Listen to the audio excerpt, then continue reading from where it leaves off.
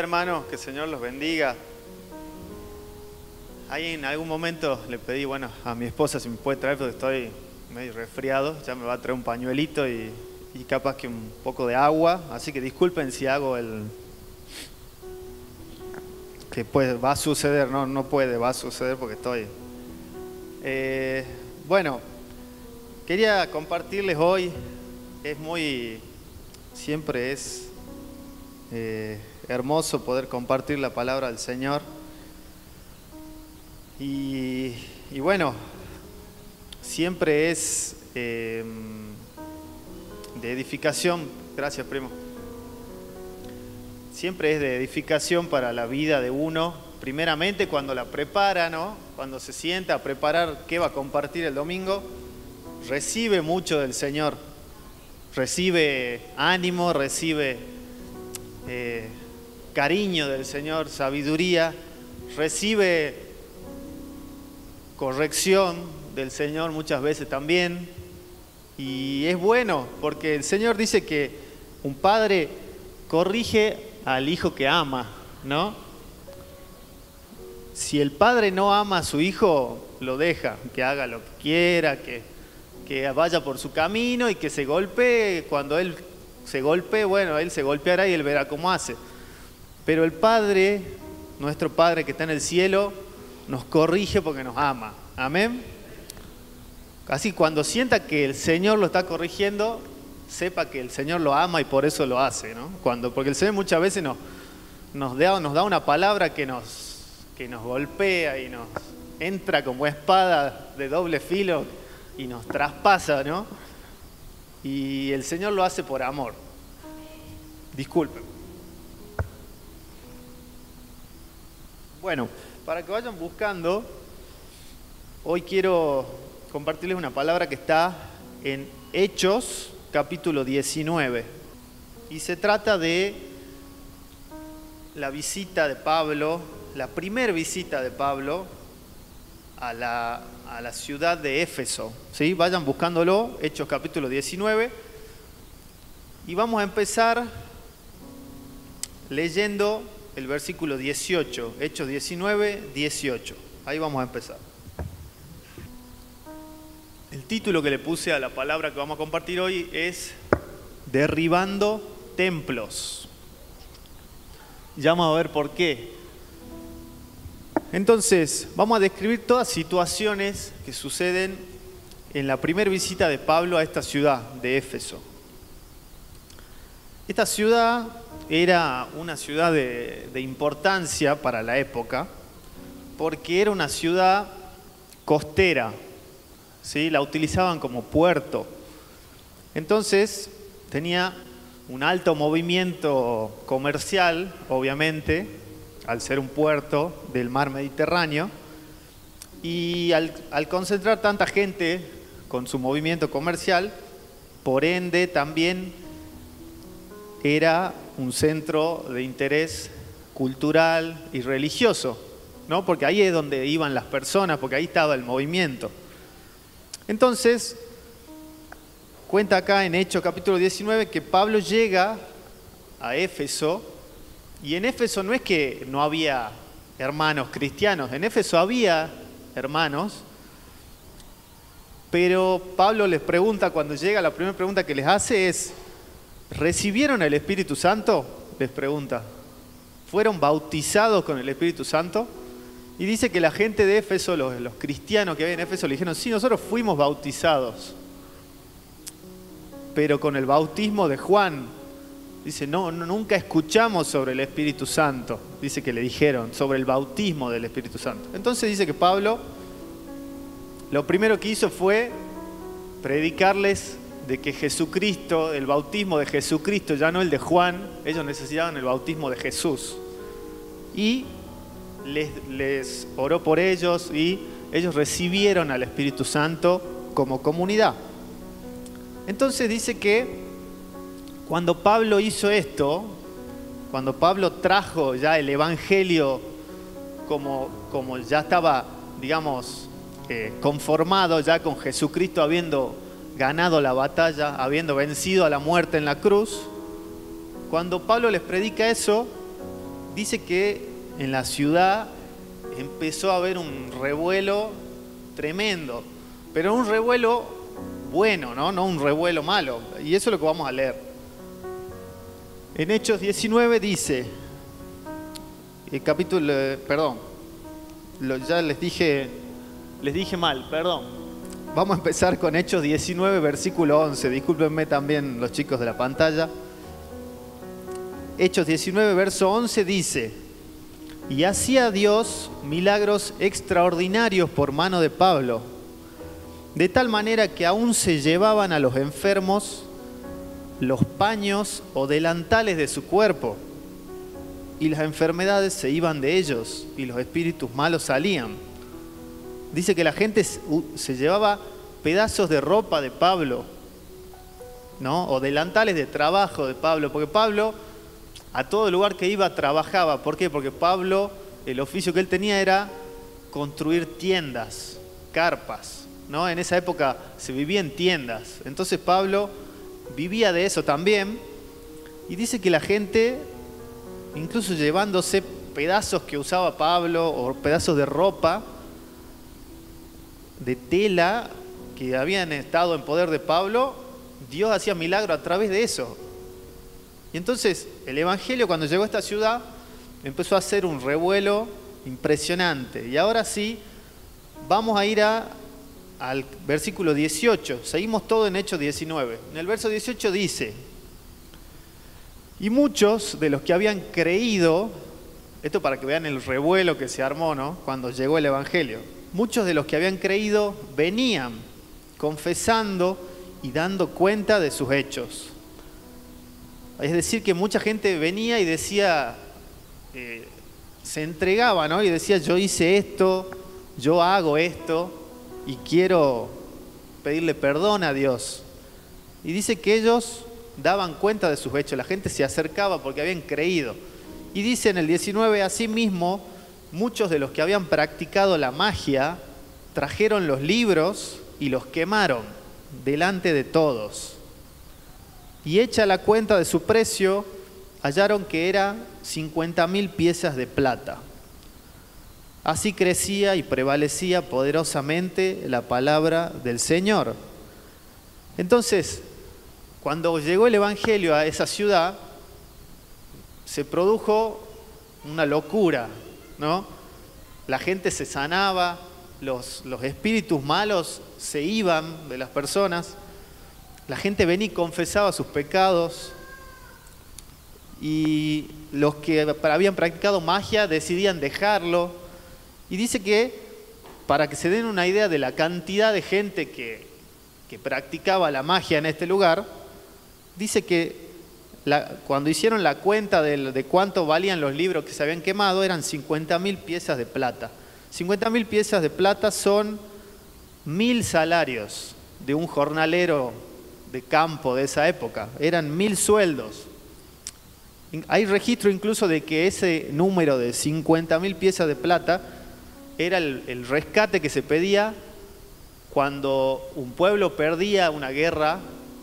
Cuando el pueblo pierde una guerra, tomaban al rey de ese pueblo como rehén, ¿no? Y dice que el rescate que pedían, si vos querés tu rey de vuelta, si la gente quiere su rey para irse a otro lado a reconstruir su pueblo, tienen que pagar 50.000 piezas de plata. Ese era el rescate por un rey, o 1.000 salarios de un jornalero. Entonces era muchísimo dinero el que se quemó literalmente en ese momento, el valor y la cantidad de libros de magia que la gente quemó en ese entonces. Entonces, la palabra de Dios crecía y prevalecía poderosamente y a pasos agigantados, ¿no? Y hay algo que yo quería hacer hoy, y es que les comento esto. En el libro de Apocalipsis, ¿sí?, que el libro de Apocalipsis, más que hablar del fin, vamos a desmitificar al pobre libro de Apocalipsis. El libro de Apocalipsis, más que hablar del final, el libro de Apocalipsis es una revelación que Dios le dio a Juan. Le dijo: este soy yo, Jesucristo, glorificado, ¿no? Esto es lo que ese es el día a día de Jesús. Y entonces Juan en Apocalipsis todo el tiempo dice, y vi esto, y vi aquello, y vi esto, y era porque Dios le estaba mostrando, este es Jesús glorificado. Esto es lo que van a ver cuando estén en el cielo. Y entonces, obviamente, normalmente una persona normal no puede recibir esa revelación, ¿no? Pero Juan, Dios decidió darle a él esa revelación y decirle, este soy yo en mi gloria, ¿sí? Este es Dios en su morada. Incluso en inglés el libro de Apocalipsis no se llama Apocalipsis, se llama Revelaciones, ¿no? Porque son las revelaciones más preciadas que Dios le dio a alguien y le dijo, mira, esto nadie lo vio nunca, tomá, te lo muestro. Entonces, en Apocalipsis, perdón, me fui de tema. En Apocalipsis lo que hace muchas veces también es que Dios le habla a las iglesias como si fueran personas, ¿no? Dios le habla a la iglesia de Éfeso incluso, en una parte, y le dice, vos, iglesia de Éfeso, perdiste el primer amor, ¿no? Lo que hablaba Miguel al principio, que decía que nunca se apague ese fuego. Bueno, ahí Dios le decía, bueno, iglesia de Éfeso, vos perdiste, se te apagó ese fuego. Te concentraste tanto en trabajar y trabajar para la obra que el fuego se te extinguió. Y entonces hoy quería hacer lo mismo. Hoy quería que veamos la situación de esta ciudad de Éfeso como algo que nos puede pasar a nosotros personalmente. ¿Amén?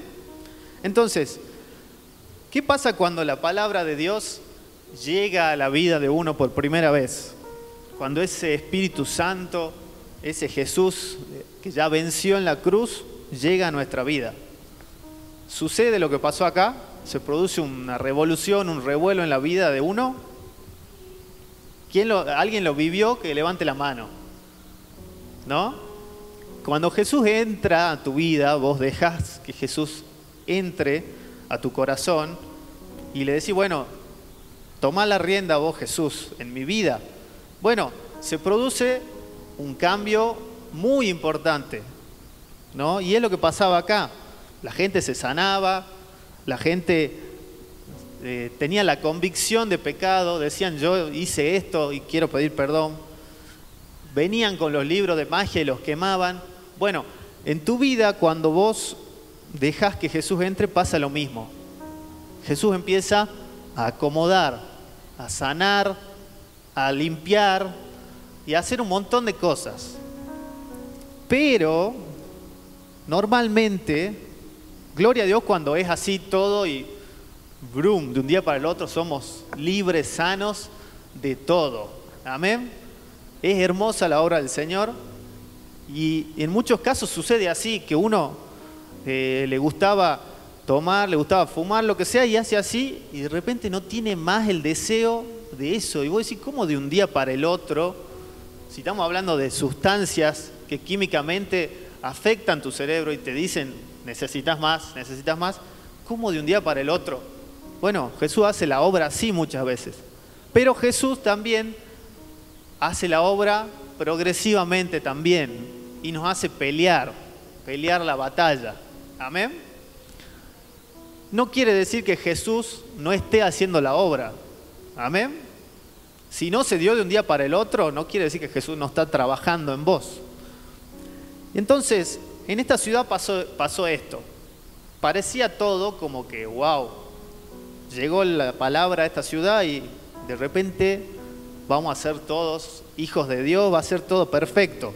Pero no, vamos a leer un poquito más adelante que no todo este proceso de transformación sucedió así tan con calma y tan perfecto, así en el sentido de que no todo sucedió fácil, no todo va a ser fácil, ¿no? En nuestra vida para sacar y para limpiar y para acomodar. Vamos a leer el versículo 23 ahora, que tiene como título el alboroto en Éfeso, ¿no? Así como se armó un revuelo de los buenos, dice acá que se armó un revuelo de los malos también. Y vamos a leer, dice: hubo por aquel tiempo un disturbio no pequeño acerca del camino. Perdón, yo voy a buscarlo acá porque quiero leerlo. Pensé que lo había impreso acá en la hoja, pero no. Así que lo voy a buscar rápidamente. Entonces dice que hubo un revuelo no pequeño, ¿no? O sea que no fue algo simple lo que había pasado. Pero no, es que no quiero NTV, quiero la versión Reina Valera, pero no, en mi celular tengo otra y no la puedo cambiar, no sé cómo se hace. Se ve que ya estoy grande. Bueno, dice que se produjo un disturbio no pequeño acerca del camino y un platero llamado Demetrio, ¿sí?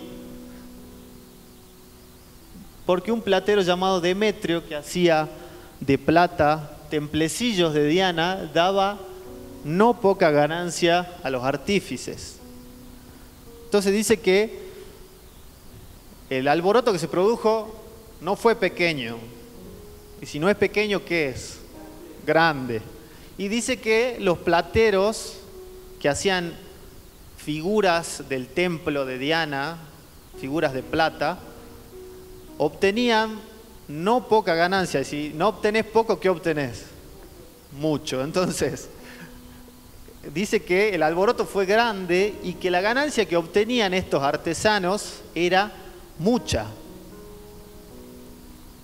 Entonces, dice que en el verso 25, reunidos los obreros del mismo oficio, les dijo, vino uno, un líder de estos artesanos, y dijo: varones, saben que de este oficio obtenemos nuestra riqueza, pero veis y oís que este Pablo, no solamente en Éfeso, sino en casi toda Asia, ha apartado a mucha gente con persuasión diciendo, ¿qué dice ahí? Que no son dioses los que se hacen con las manos. Está clara esa parte, ¿no? No son dioses los que se hacen con las manos. Y acá en Salta, el que tenga oído para oír, que oiga. Amén. No son dioses los que se hacen con las manos. Y entonces, esta persona, en el verso que sigue, no solamente hay peligro de que este nuestro negocio venga a desacreditarse, sino también de que el templo de la gran diosa Diana sea estimado en nada y comience a ser destruida la majestad de aquella a quien venera toda Asia y el mundo entero. Bueno, o sea que acá los artesanos dijeron, Pablo, con esto que está predicando, está persuadiendo a la gente de que no son dioses los que se hacen con las manos. Y esto nos va a perjudicar nuestro negocio, ¿no? Dice él, nuestro negocio. Y además, dice, en segunda instancia, parece que lo más importante era el negocio, obviamente, va a perjudicar nuestro negocio, pero también va a perjudicar a la diosa Diana, ¿no? Porque la gente va a dejar de creer en ella y el templo va a dejar de ser tan importante como es. Entonces los artesanos estaban preocupados porque su negocio se venía abajo. Ya estaban viendo que su negocio va a empezar a perder clientela, porque la gente, así como cuando creía en la ciudad, venía y quemaba los libros de magia, venía y confesaba que había pecado, también se iban a dar cuenta de que los dioses con las manos no son dioses reales, entonces iban a dejar de comprar figuras de plata, iban a dejar de ir al templo, iban a dejar de hacer todas esas cosas. Entonces, esta gente organizó un revuelo, una protesta, se juntaron y dijeron, en el verso 28 dice, al oír esto, cuando oyeron estas cosas se llenaron de ira todo ese grupo, ¿no?, de artesanos, y empezaron a gritar: grande es Diana de los Efesios. Y entonces la ciudad, dice en el verso 29, que se alborotó. La ciudad se alborotó porque esta gente empezó a gritar y empezó a armar un problema, ¿no?, alrededor de esto. Y básicamente el problema estaban ellos solos a los gritos, ¿no? Porque no es que se estaban enfrentando con un grupo de cristianos que estaba diciendo no, no es así, sino que ellos solo empezaron a aplaudir, empezaron a los gritos. Y entonces, ¿por qué? A ver, el templo este de Diana de los Efesios, ¿sí?, era una de las 7 maravillas del mundo, pero del mundo antiguo. Antes había 7 maravillas del mundo antiguo y hoy en día las 7 maravillas son otras. Pero este templo era una de las 7 maravillas del mundo antiguo. Es decir, que era un templo enorme con esas columnas, ¿vieron? Esas columnas griegas súper anchas. Era una cosa muy bonita. Y entonces dice que la gente de toda la región veneraba no solo a la diosa que tenían adentro, que se llamaba Diana, o Artemisa también se la conoce, sino que veneraban el edificio, el templo.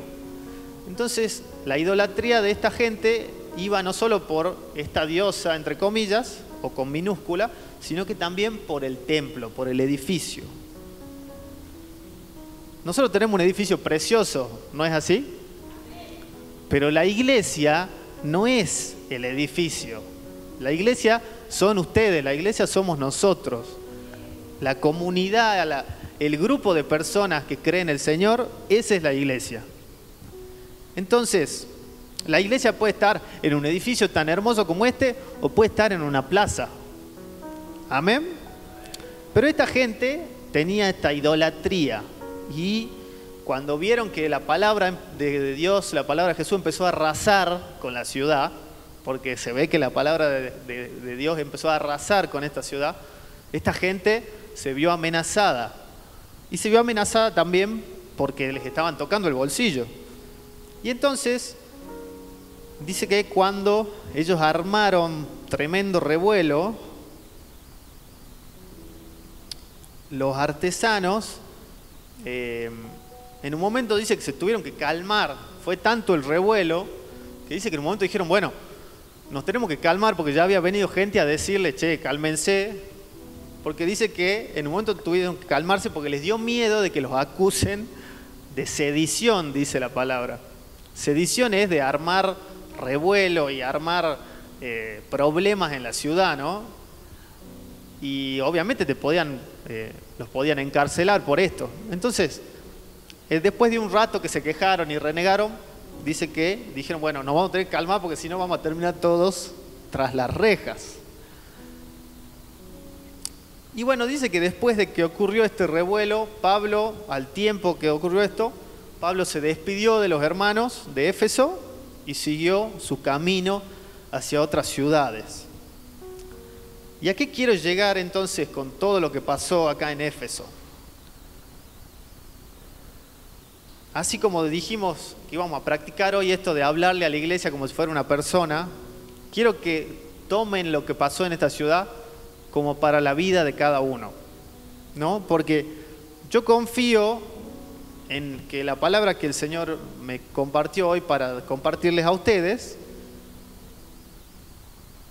esta palabra tiene un porqué y tiene un mensaje para una persona o para más personas, ¿no? Y este mensaje es para una persona que, así como el pueblo de Éfeso, cuando el Señor llegó a su vida, cuando el Señor llegó a tu vida, la palabra, el mismo Espíritu Santo y el mismo Jesucristo en tu vida produjo un revuelo tremendo en tu vida, ¿no? Empezó a acomodar, empezó a sanar y empezó a hacer un montón de cosas preciosas en tu vida, en tu corazón.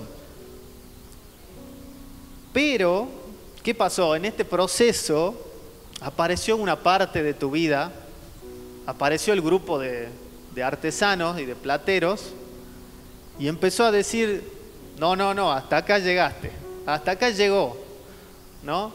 Y empezó a decir, empezó a plantar bandera, ¿no? Hay algo en tu vida que pueda empezar a plantarte bandera y hacerle frente al Evangelio en tu vida.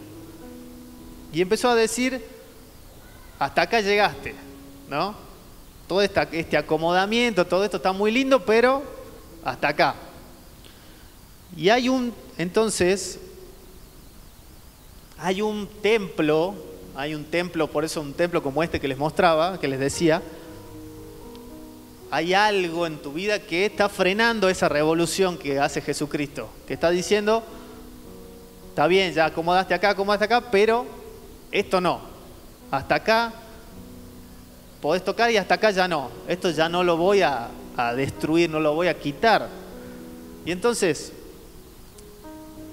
el mensaje de hoy es que si vos decidiste dejar entrar a Jesús a tu vida, que no te resistas ante esa revolución, ¿no? Seguramente ese templo que te está frenando ahí adentro tuyo, que está diciendo, no, esto no lo vamos a derribar, seguramente es algo que es satisfactorio para vos, que quizá por ratos te da alguna alegría, por ratos te quita alguna tristeza, pero es algo que en realidad nunca va a quitar la tristeza ni te va a dar la alegría que te va a dar Jesucristo. Amén. Entonces, si vos dejaste que Jesús entre en tu vida, si tomaste esa decisión, deja que Jesús haga lo suyo.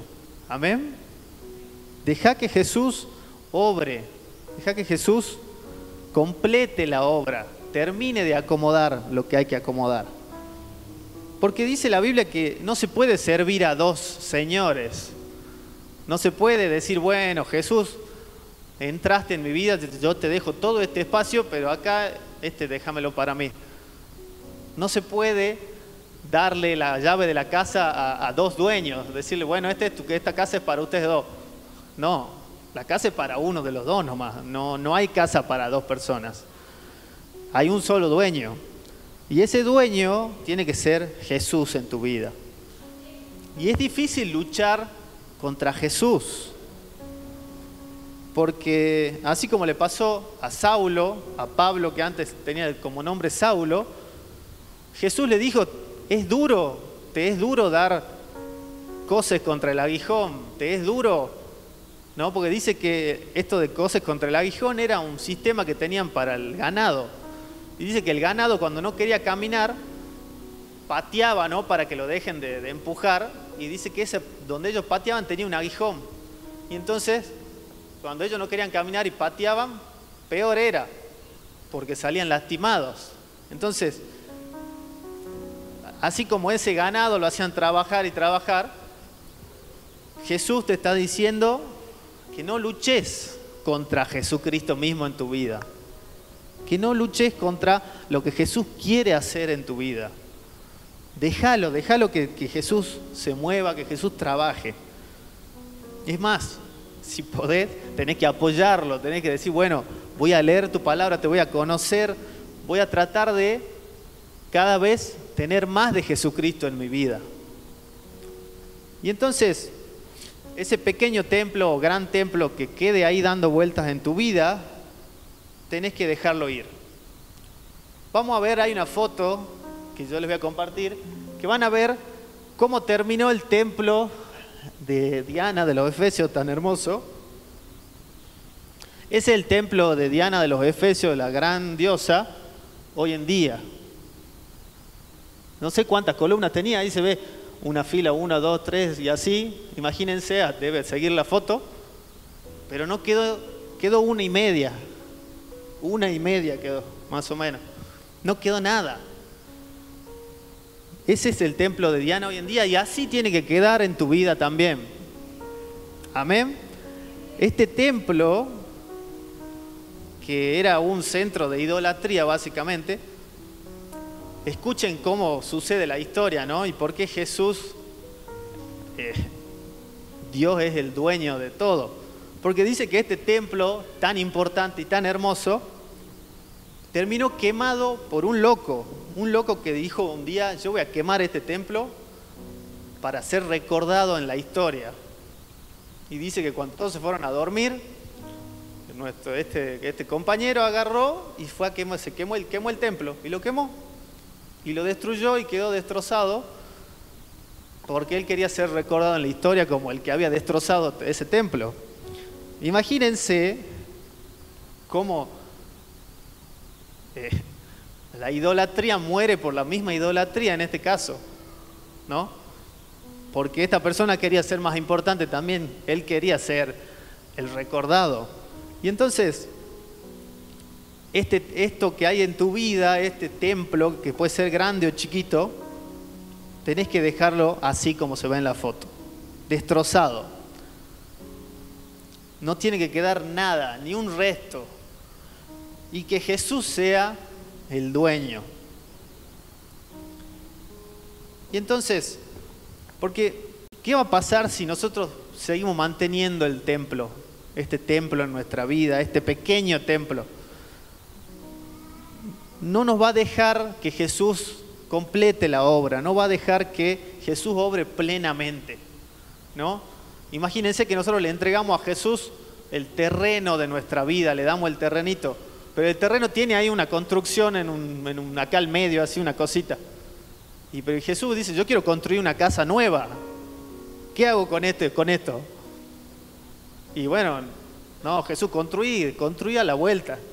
Y no, Jesús quiere construir una casa nueva. Dice la palabra que cuando Jesús entra en nuestra vida, hace todas las cosas nuevas. Y las cosas viejas pasaron, quedan así como en la foto.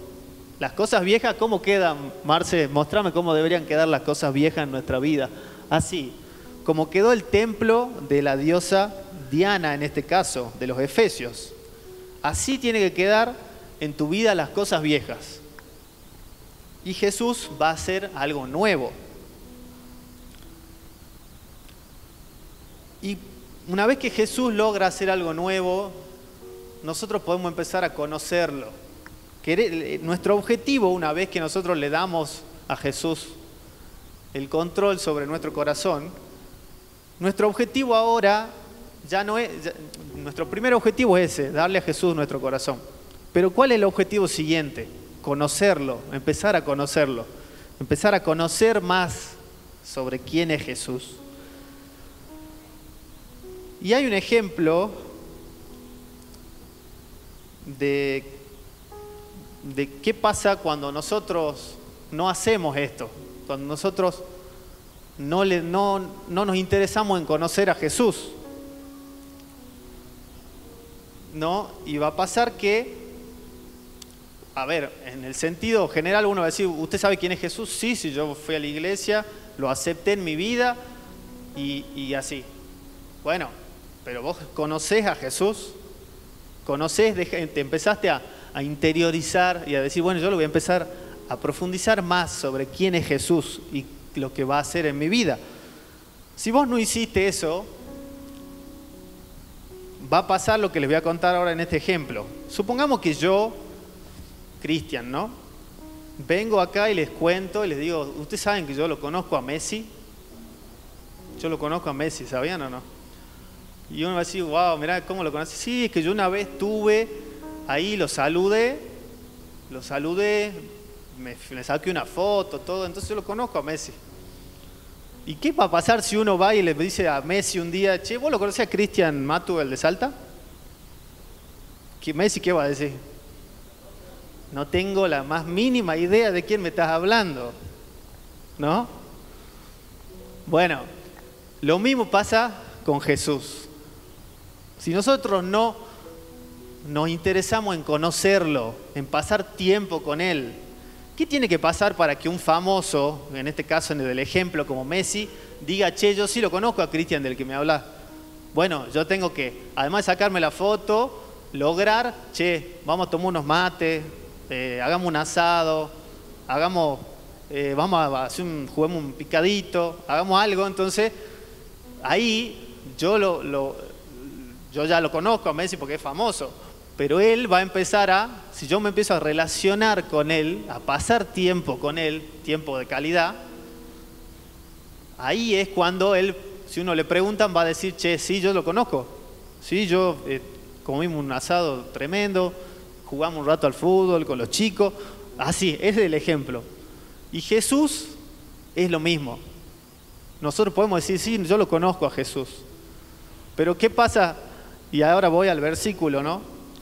Que para mí este versículo, esto le voy a compartir dos versículos, y son dos versículos que para mí son escalofriantes, digamos, me dan miedo estos versículos. Y no están en Apocalipsis, volviendo a eso. Están en Hechos 19, donde estábamos, versículo 13. Porque ¿qué va a pasar si nosotros no nos interesamos en conocer a Jesús? Dice, algunos de los judíos, exorcistas ambulantes, intentaron invocar el nombre del Señor Jesús sobre los que tenían espíritus malos, diciendo, los conjuro por Jesús, el que predica Pablo.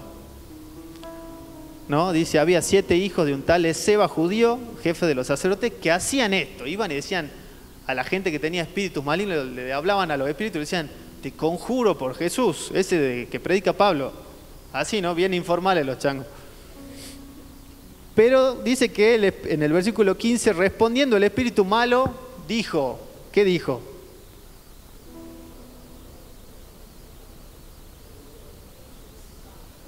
A Jesús lo conozco, obviamente. Y a Pablo sé quién es Pablo también.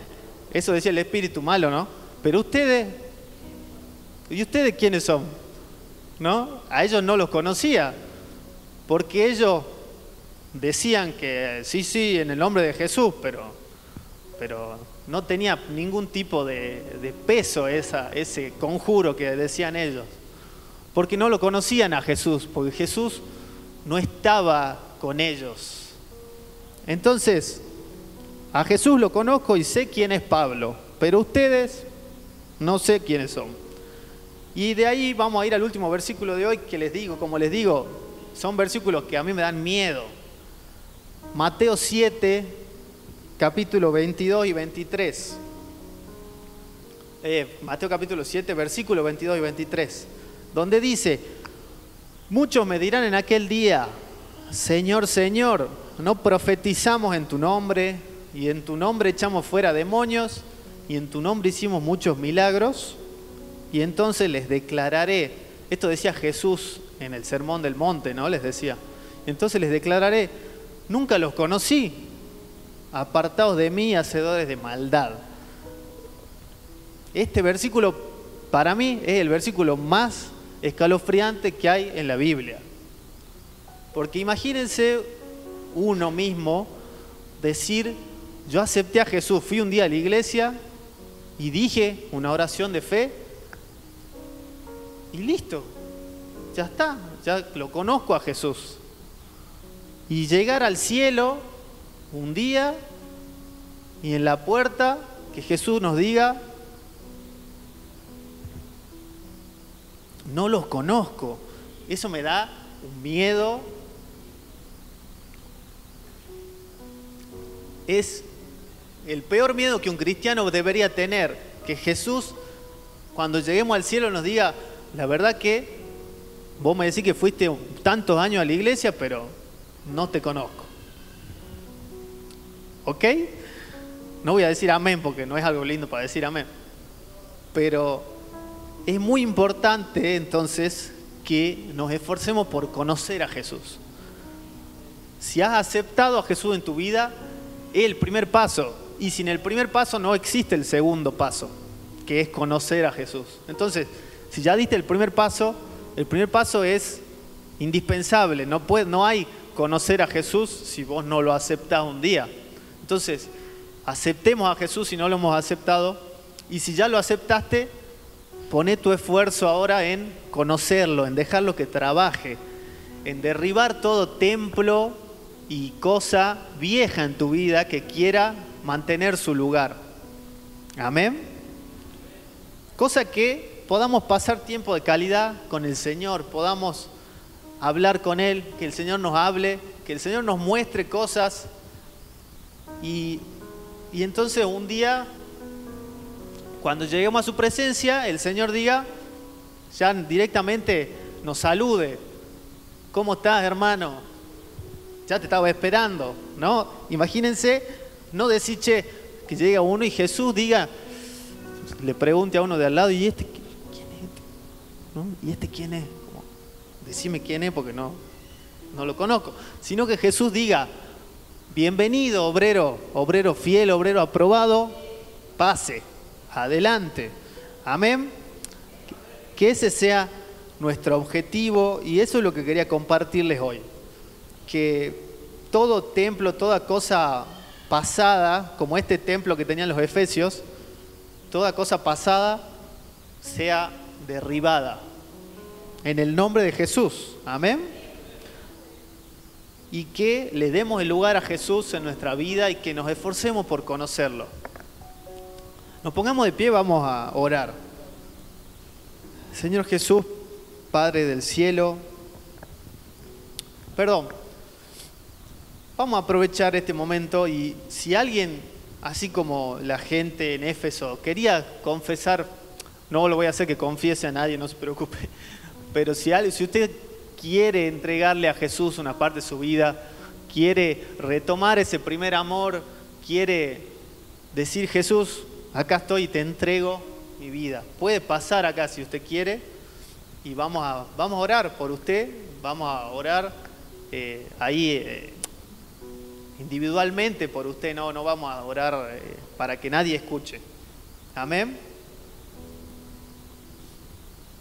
Si me ayuda el Pastor Eduardo a ministrar y pase usted si usted siente que necesita entregarse completamente a Jesús. Si ya se ha entregado en parte, si ha entregado un pedacito, si ha entregado casi todo, pero le falta un pequeño pedazo. Amén.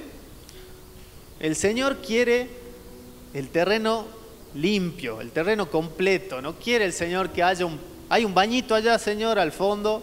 No, el Señor quiere construir de cero, quiere hacer todo nuevo como dice su palabra. Amén. Vamos a orar. Amén. Gloria a Dios. Vamos a orar. Amén. Amén. Así es. Así es. Vamos a orar. Vamos a orar y vamos a entregarle. Amén. Vamos a orar y vamos a entregarle todo al Señor. Hasta el último rincón de nuestra vida vamos a entregar. Señor, en este momento, en esta hora, queremos rendirte, Señor, nuestra vida. Queremos rendirte, Señor, nuestro corazón. Queremos pedirte, Jesús, que entres en nuestra casa, que entres en nuestro corazón y acomodes todo, Señor. Acomodes lo que hay que acomodar, tires lo que hay que tirar, Señor, y hagas lo que haya que hacer nuevo. Te pedimos, Señor, que podamos ser un terreno fértil, un terreno limpio para que vos obres en nuestra vida. Que todo templo del enemigo, que todo templo de idolatría, todo templo de cosas que no queremos soltar, de cosas que queremos seguir manteniendo en nuestra vida, Señor, que todas cosas que no son de tu agrado, las podamos echar fuera, las podamos destruir, Señor, en el nombre de Jesús. Y que nuestra vida pueda ser un templo de adoración a vos, el Hijo de Dios. Que nuestra vida sea un templo de alabanza tuya, Señor, y a nadie más. Te pedimos, Señor, que todo espíritu malo que haya hecho su lugar en nosotros, todo espíritu de idolatría, de mentira, todo, Señor, sea echado fuera y sea destruido en esta mañana, porque tu palabra y tu nombre es mayor que todo nombre, Señor. No hay nada que no pueda ser cambiado, no hay nada que no pueda ser restaurado por Jesús. Te adoramos, Señor, y te damos gracias. Y te pedimos, Señor, que obres en nuestra vida. Te entregamos, Señor, al 100% nuestro corazón para que hagas tu obra, Señor. En el nombre de Jesús oramos. Amén. y amén. Amén.